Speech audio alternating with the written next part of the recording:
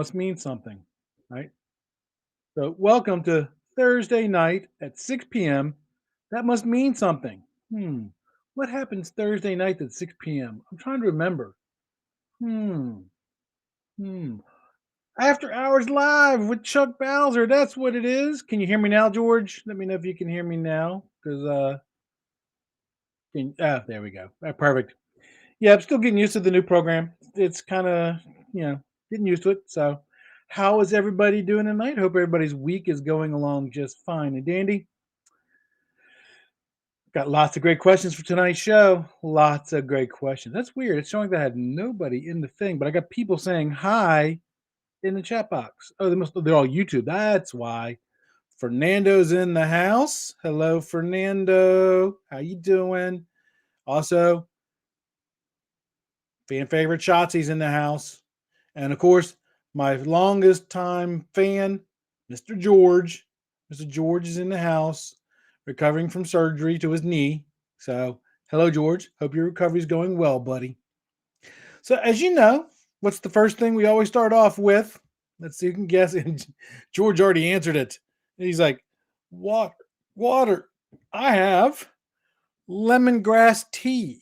Lemongrass tea. We actually grow our own lemongrass. Lemongrass grows really well here in Florida, and it serves multiple purposes. Anything on my property we have here for multiple reasons. So, number one, we make lemongrass tea. There's no sugar inside of it, so breaking that sugar addiction. Lemongrass also tastes really good when you make it with chicken. A lot of people don't know that. And then also, it's really good to help keep away mosquitoes. Mosquitoes. So, in the chat box, tell me, what are you drinking tonight? George said he's drinking water. Fernando, what are you drinking? Shotzi, what are you drinking? If I had to guess, I would have guessed for Shotzi a Diet Dr. Pepper. He loves Diet Dr. Pepper. So there you go. It's funny you should ask that, Fernando. I do. If you look up the Bowser Journal, we have a whole separate YouTube channel on homesteading, how to raise chickens, aquaponics, ducks, all that fun stuff. Now, I will warn you that I haven't been posting to it lately because I've been really tied up with this channel, but lots of great content there. Lots of great content on how to do gardening. And I'll take even gardening questions tonight if you have gardening questions. So I will take them as well. Let me see here. As you know, what's the second thing that I always do? The second thing that I always do on a show. Let's see who can guess it. What is it? What's always the second thing that I always do on a show? What is it? George, Shotzi, Fernando, anybody? Nobody? It is tonight's is a special one. Acronym challenge. Acronym challenge. So the acronym challenge came by special request of George because he knew I was doing the R's this week. And he's like, Chuck, you should do this one. Well, see, a lot of people don't know this. I do my acronyms on Saturday or Sunday, and then I schedule them to be posted on Monday, Tuesday, Wednesday, Thursday, and Friday. I don't do them during the week. I do them on the weekends. So day or two ago, George said, hey, Chuck, you should do this one. Raid. Raid. So what is raid? What do you and it's not the bug spray. Okay, it's not the bug spray. Right? Anybody want to take a guess? So we're getting a couple guesses here. Let's see. What was this first one here? Do do do do do do do. So Fernando says something about storage. You're right. You're absolutely right. It stands for. Oh, I got to do my service announcement that I always do for my acronym challenges. Spay your acronym. We already have a spay or neuter your acronym. We have enough acronyms. We don't need them procreating and making even more acronyms. So today's acronym challenge is RAID. RAID. It stands for Redundant Array of Independent Disks. Redundant Array of Independent Disks. It's basically a bunch of, and I'm not a computer guy, from my understanding, it's a bunch of disk drives put together. So the one backs up the second, the third backs up the second, stuff like that. So if somebody's on here who has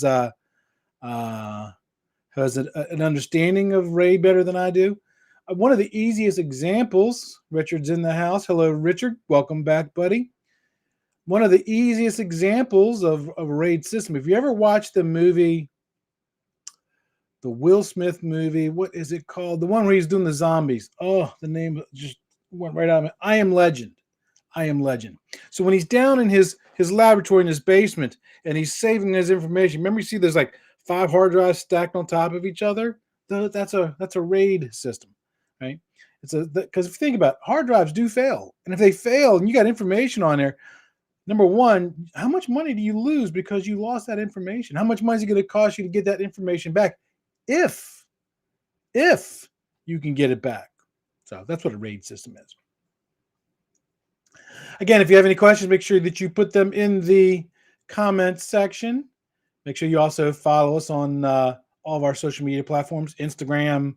I just created a TikTok feed this week and also Instagram. So when I post on TikTok, I have the option to go ahead and post to Instagram and TikTok as well. So all 3 of them get posted all at the exact same time.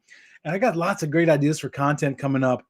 I'm working on a video right now. Shotzi asked me this question. Was it last week, Shotzi, or the week before? He asked about the size of slack loops, right? And we've always been told to do extended loops or figure eights, right? Now, this just kind of shows you how the inquiring mind of Chuck works. I'm like, I got cable. I got connectors. I got a AEM Test Pro CV100. Why don't I terminate a piece of cable and put it in different size loops and then test it and see exactly how it actually affects it? So I'm in the process of doing that. That video will come out shortly. And I'm working with, again, Steve Cowles. I don't know if Steve's on tonight. We're going to be doing that one that I talked about last week. He was in Dubai doing a trip or something, so he's getting back, and we'll go over that. We're going to compare big box store connectors to tier 1 connectors. We're going to compare 568A to 568B terminations. And then what was the third one? There was 3 things I'm testing. I'm calling it my ICT Mythbusters series. ICT Mythbusters series. So very cool.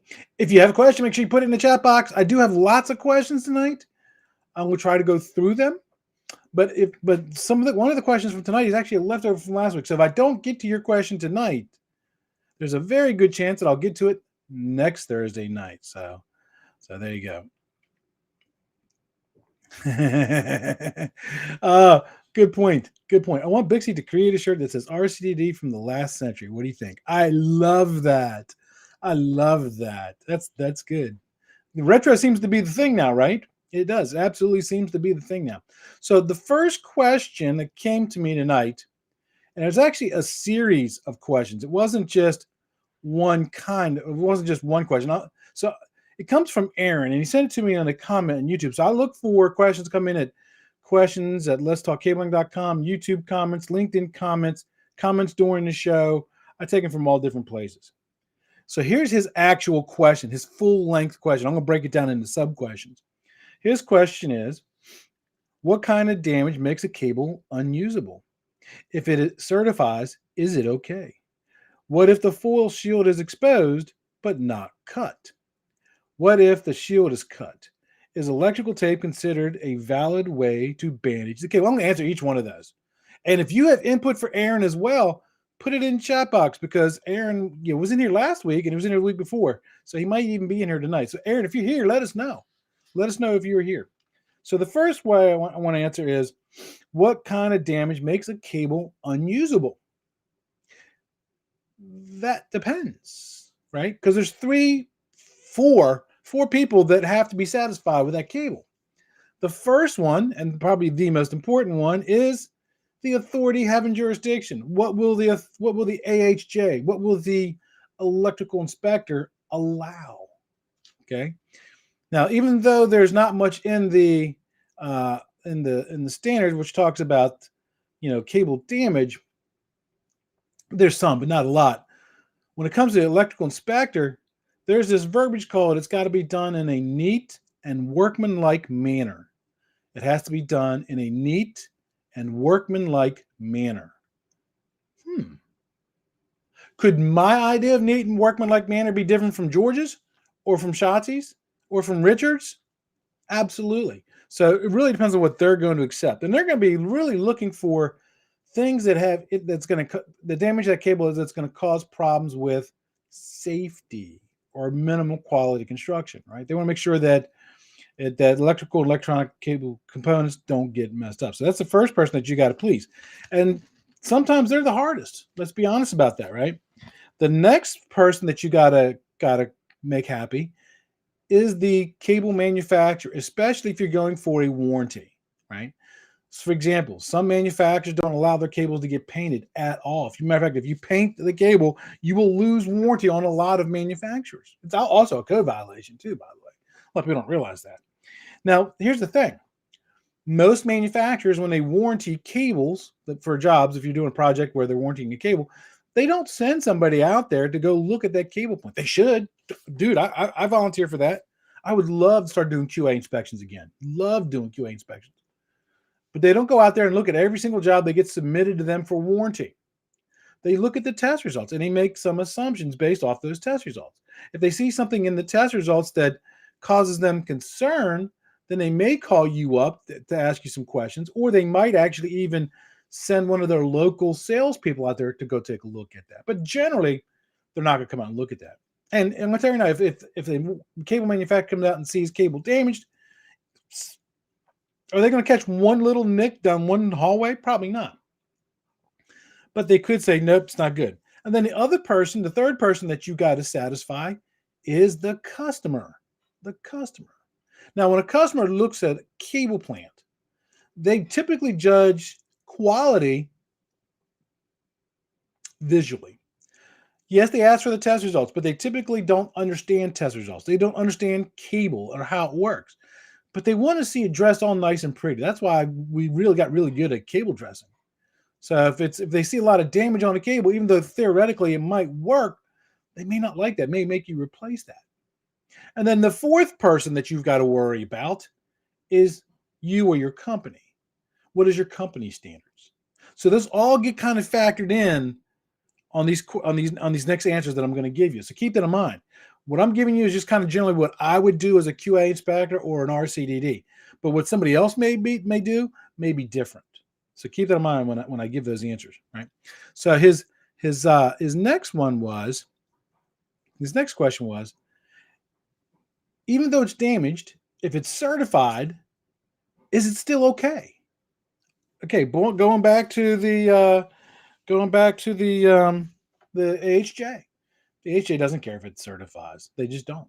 They don't. The cable manufacturer, that's what they're looking for is the pass test result. But if they see something on one of the tests that indicates to them that there might be a problem, like a star pass, for example, if they see a lot of star passes, they may start asking questions, right? Now, me personally, I would strive for no damage whatsoever, period. That cable is going to work its best when it's not damaged, kinked, torn, cut, burnt. Actually, I had a project one time where some guys got up on a ladder and took a big lighter to our cables. Don't know why, but they did. They just did. So I would strive for that 100%. Is that realistic? No, it's not. But that's what I strive for, right? You always strive for that perfection, because when you pull cable, something's gonna happen to it. But you want to minimize that damage. The less damage, the better it's going to perform, right? So keep that in mind. The less damage it has, the better it's going to perform, right? Now, anytime a cable gets damaged, if it gets crushed, or if it gets kinked, where's my cable? I got a piece of cable here somewhere. If a cable gets kinked, I'm going to take this piece of cable and I'm going to kink it, right? Comes out of the box and it kinks, boom. Guess what? When you go to test that cable, you're going to have problems. Right? So it kind of depends. It might, if you straighten back out, it might pass, but it might barely pass. Strive for that 100%. You were there. If a cable gets crushed, for example, it's going through a cable tray system or a ladder rack system, and those rungs, they're only yay wide. You got big bundle of cables. It's going to crush those cables on the bottom. when that cable gets crushed, those 4 pairs inside of that cable get pushed closer back to each other again, and they're going to start interfering with each other. So again, strive for no damage. That's what you really, really want to strive for, right? So his question, as long as it certifies, is it okay? Again, maybe. But keep in mind, it might certify today. That cable plant has a lifespan of about 7 to 10 years.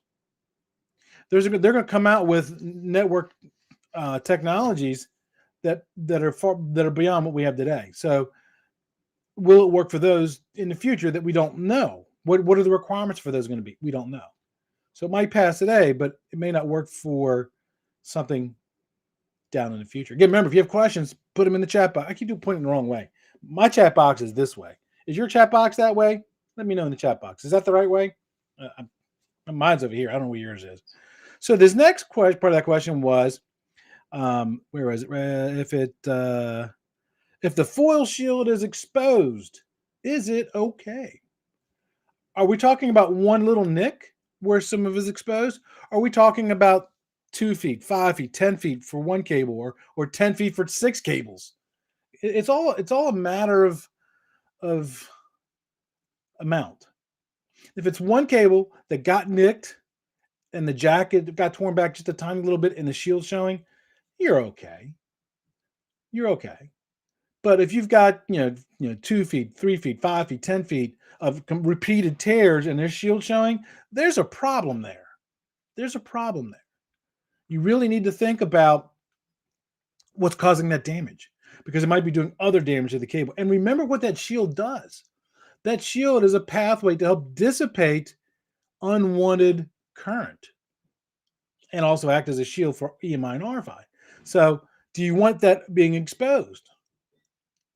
I wouldn't, because it's a matter of safety. I definitely wouldn't want that getting exposed at all, right? Let me see. What was the next part of his question on that was, if the shield is cut, does it have to be replaced? The answer to that is yes. Yes. The shield has to be continuous. If it's a continuously shielded cable. There are some manufacturers that make discontinuous isolation wrap cables, but those cables are considered unshielded cables, even though they got that full shield inside of them, because the full shield doesn't go one continuous piece all the way to the very end. So if you have a shielded cable that's got that drain wire and it's got the full shield all the way through, and you got that shield's broken, replace it. It's not a performance issue. No, it's a safety issue. It's a safety issue. And then his last question is his last question was, can you use electrical tape to tape over damaged cable? Again, is it one cable with one little nick where it's just the jacket and the pairs weren't damaged and the shield's not damaged? Yeah, go ahead. That's fine. But if it's a 5-foot piece, a 10-foot piece, and no, you don't want to be taping all that. Remember, customers equate quality visually. Keep that in mind. They equate quality visually. And if they see a bundle in the ceiling and they see 2, 3, 4 cables and got a bunch of tape, and plus think about this. I didn't write this down in my notes. Think about this. They lose their confidence in you as an installer. Yeah. How do you put a price on that? Right? You might, when they go put out a bid for the next project, and then you bid it and you happen to be the lowest bidder on the thing, they may not select you because they saw that electrical tape in the ceiling and, oh, yeah, no. Loss of customer confidence. It's a big one. A big one. Great questions, Aaron. Great questions. Let me hit the chat box real quick. Nobody's got any questions there, so we'll go ahead and go on to the next pre-submitted question. So this one actually came from last week's show, and it's from Muhammad. I want to say Muhammad was from the Middle East. I don't remember, but I think he was. If you weren't, I'm sorry, Muhammad, but I seem to think you were from the Middle East. And he asked if we could talk about shielded cabling. Now, primarily in the U.S., we generally use unshielded twisted pair cabling. We only use shielded cabling when we absolutely have to. Outside of the U.S., they generally like to use shielded cable more than unshielded cable. I had an interesting conversation with Jonathan Jew today. If you don't know Jonathan Jew, he is the chair on several ANSI committees. He's going to be a future guest on the show in a couple of weeks. We're going to be talking about the 606 administration standard. And I talked to him about the administration standard and that future show coming up. I talked to him like 5:15, something like that. And I said to him, we got talking about shielded cables. And I asked him why outside of the US do they predominantly use shielded cable? And his response was interesting. He said basically it's driven by Germany.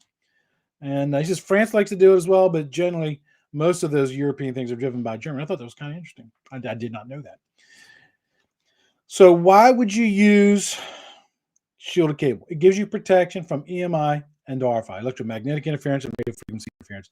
Got a great podcast show on that. One of the first ones I did. Go watch that, listen to that podcast. That was actually before I was doing videos with the podcast. So just go back and listen to it. I go through the whole 9 yards, the interfering source, susceptible unit, coupling between the two. Go through all of that back then. But one of the reasons we don't use shielded cable systems a lot in the U.S. is, number one, the cable costs more, the connectors cost more, and it takes more time for us to put it together. And what's time to us as a contractor? Money. So generally, we tend to shy away from shielded cable plants. Now, a shielded cable plant will give you far more protection from EMI and RFI than an unshielded cable plant will, as long as it's bonded to a ground correctly, bonded per the manufacturer's instructions. Yeah, remember we just did. We had Tim Coleman on, talked about that. He also talked about ground loops as well. I thought that was an interesting conversation. So we tend to stay away from that. So the three most common shielded cables that I think that I've seen are F/UTP, U/FTP, and S/FTP, right? So you have a letter, a hash mark, and then 3 letters, right? So the letter in front of the hash mark tells you if the cable has an overall shield or not, right? So the first one, F/UTP. F/UTP, when you strip off the jacket, you're going to find a full shield. When you take off that full shield and you get past it, you're going to find 4 pairs twisted in there with no shielding on them. That's F/UTP. Okay? Because once you get past that full shield, there's nothing there. Then you have U/FTP. So when you tear that cable jacket off, there's no overall full shield, but each one of those 4 pairs has a shield around it. Each one has its own shield around it. And then the Mac Daddy of all of the shielded cabling is S/FTP. Okay, so you take off that jacket, you got an overall full shield.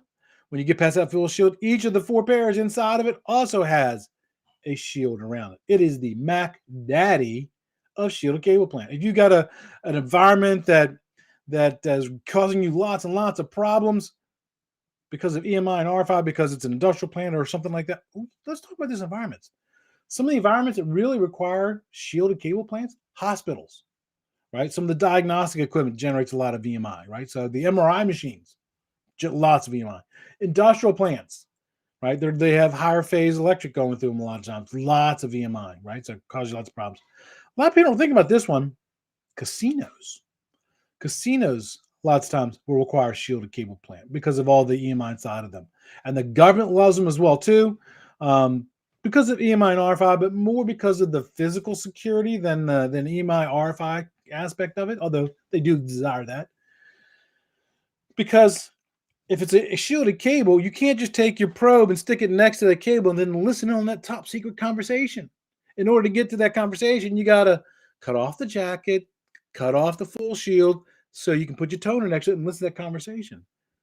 Military jobs generally going to have annual inspections where they go through and look at the cable plant to make sure that nobody has been tinkering or eavesdropping on that conversation. We're actually working through I think it's Netflix, called The Americans. Great series. Great series. So I hope that answers your question, Mohammed. If that didn't, shoot me an email, shoot me a text message. Let me know what is that you see that I'm missing that you really want more information on. So great. Again, you have a question, put it in the comment section. I do have 2 more questions, but I do have 4 more minutes left of today's show. If we have to go 1 minute or 2 over, I'm okay with that. So the next question And this question wasn't actually submitted to me. I'm a member of Low Voltage Nation, and if you're not, you should be. It's a peer-to-peer group desiring to make people in the industry better. It's a great resource for. I see people asking questions about business and estimating and project management and designing stuff. And it's a great resource. It's a great resource. Look it up, Low Voltage Nation. Look up Blake Ermos on LinkedIn. Hook up with that group. I'm telling you, you need to be a part of it. You need to be part of it. So anyway, in this, they have a Slack thing where you can go in and have these conversations. And this question comes from that. It's not the exact question, but you get the idea. So the question was, my cable fails because of near and crosstalk. How can I fix that? Well, first off, we got to talk about what is near and crosstalk, right? So let me grab a piece of cable I just happen to have sitting on my desk. Imagine that, a communication. Tell me you're in communications without telling me you're in communications. I got cable everywhere. I got testers and stuff. Anyways, near and crosstalk. So near and crosstalk is how much one pair, the blue pair, it doesn't necessarily have to be the blue, interferes with another pair at the near end of the cable.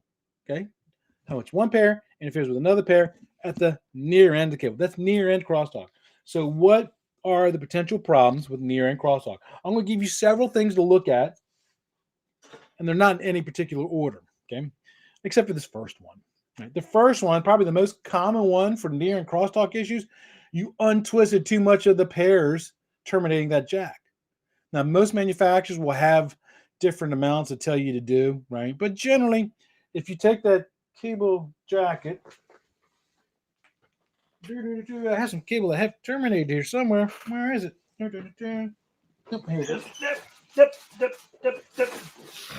So when you terminate a cable, if you take that jack, the cable jacket all the way up to the back of that jacket, you're going to be good. You're not going to untwist it too far. Okay. People will tell you for Cat 6A, don't untwist more than a quarter of an inch. For Cat 5E and 6, half inch, and for Cat 3, 3 inches. And that's why when I see people untwisting pairs, and one of the big things is to take a piece of the jacket and untwist it, terminating jacks. You have to do that for doing APHCs or RJ45s, absolutely. But for terminating a jack, the best way to do it, I'm making a TikTok video about this. It's coming out. Make sure you watch it. It's going to come out tomorrow. I'm going to record it here as soon as I get done here. I'm going to show you. You just grab your fingers just on the outside of that jack. You do 1, 2, maybe 3 twists, and it will literally pop the pair open, and you can just push it right down in. So make sure you watch for the video. It'll come out on TikTok, Instagram, and Twitter tomorrow morning, because I got to record it still. yeah, that's the next thing I'm doing after I finish here. So you've untwisted too much. Go back, retwist them, and then let's go on from there. And then the next thing you want to do is you want to make sure that you might the guy that mentioned he had problems on the thing. He said that he untwisted the pairs. He twisted them back up. He said he kept returning them, but it still failed near and crosstalk. It might be bad jacks. I've seen that before too. I've seen a bad jack cause a failure near and crosstalk. So first re-terminate it, test it. If that doesn't solve the problem, cut the jacks off, put them to the side, grab 2 brand new jacks, put them on there, terminate them, and retest it. Okay, those are 2 biggest common problems. The next big one is going to be, remember the kink that I showed you in that cable? That will cause crosstalk, because that's all near and crosstalk. It's a crosstalk. If that kink is near the beginning of the cable, then that's going to give you a near and crosstalk issue. Okay, a lot of people don't know that. Another one, now these ones are not quite so common, but again, if you're working your way down through these, do you have the right heads on your tester, right? If it's Cat 5e, you better be using a 5e head for it, all right? If you have the wrong heads, I've seen that cause near and crosstalk problems before as well. I've also seen it from bad quality patch cords, That's why you should be using factory manufactured patch cords, not field created, right? If you're just making one to get somebody up okay, but the entire job, buy factory patch cords. They're just so much better, right? And then, the last one. Is your tester set up correctly, right? So I have to make sure you got the right heads on. Did you go in and did you tell the tester the type of cable and the type of connectors that you were testing? Okay. So you go through those 4 or 5 steps. Most of the time, that's going to stop you from having a near and crosstalk issue. So I see we got lots of people in the room here. Questions, put it in the chat box. Put your questions in the chat box. We only have a few more minutes. If you put your question in the chat box and I don't get to it tonight, I will answer it next Thursday night at 6 p.m. So this question I just got in, that's probably going to make this the last one. How often should a section of cable tray be supported? How often should a piece of cable tray be supported? Now, my first piece of advice is always do per the manufacturer's instructions. Always. But it really depends on how much weight you're going to put in that tray. That tray is only designed to hold a certain amount of weight, right? If you put in more supports, you can actually increase how much weight it can hold. So follow the manufacturer's instructions, right? With that being said, if you don't know that, the fact, a general practice, it says this in the TDMM, I think it's in the horizontal cabling section, if I remember right, that you got to support within 2 feet of each joint or end of the cable tray, and let no more than 5 feet span between any two supports. So if a cable tray section has 8 feet, which generally they are, right? If you come in 2 feet from each side, that's 2 feet, that's 4 feet, right? You need to put one in the center to support that one in the center. They're usually 8 to 10 feet. So within 2 feet of each joint and no more than 5. So typically you're going to end up with 3 supports per piece of cable tray. Okay, there you go. All righty, we went 3 minutes over. I apologize. I hope everybody got what they want to do. Make sure you check us out on TikTok, Facebook, LinkedIn, Instagram, and Twitter. We're on all 5 now. All 5 doing content all the time. It's all scheduled through my later.com. So until next time, everybody, knowledge is